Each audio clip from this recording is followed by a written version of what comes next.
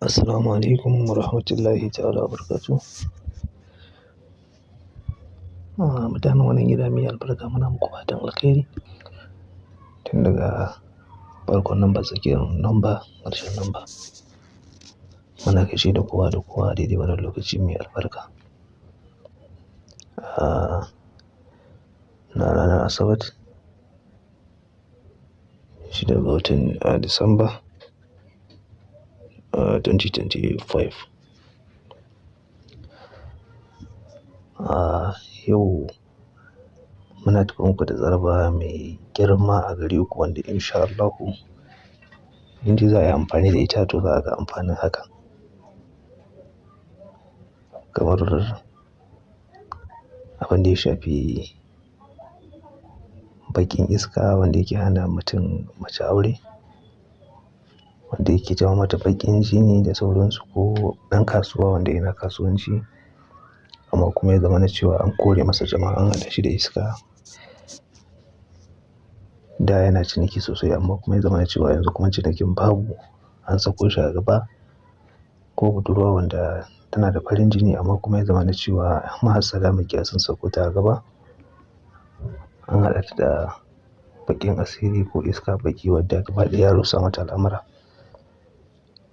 Ko ɗan siyasa wadda yana da farin jinin jama'a amma kuma an jefe shi da baƙaƙen abubuwa gaba ɗaya, komai da komai ya rushe yanzu babu jama'ar, babu su gaba ɗaya.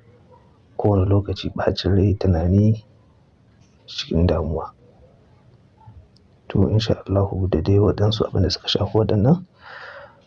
To in dai aka yi wannan aiki insha Allahu za a samu biyan buƙata cikin ƙanƙanin lokaci. Kuma sirri ne mai sauƙin gaske insha Allahu.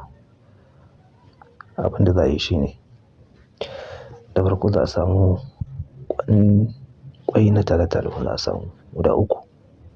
Idan aka samu ƙwai na talo-talo guda 3, sai ka ɗauko su, sai a zo sai a rubuta Yasinul Qur'anil Hakim a cikin wannan ƙwan. Wannan mi'ar sai a buɗe ta ta ɗan yi girma, sai ka sa sunanka a jiki.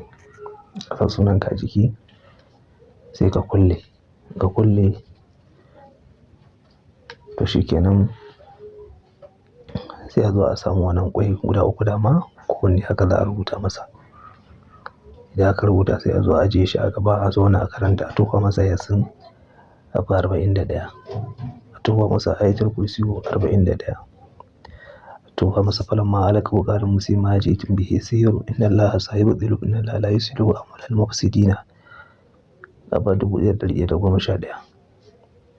To idan aka yi wannan sai a sawo jan ƙyalle, sai a sa wannan ƙwayaye guda 3 sai a nannaɗe su a ciki. Sai a je a samu maƙabarta,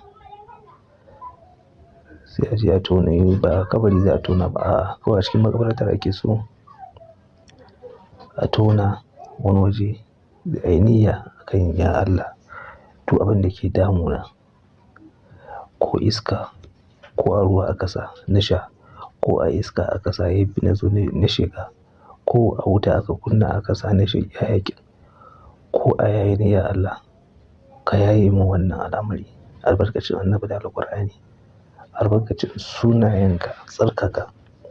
Shikenan sai a tona rami sai a binne su, sai a dawo gida a samu zakara ja shekararre sai a yanka sai a yi sadaka.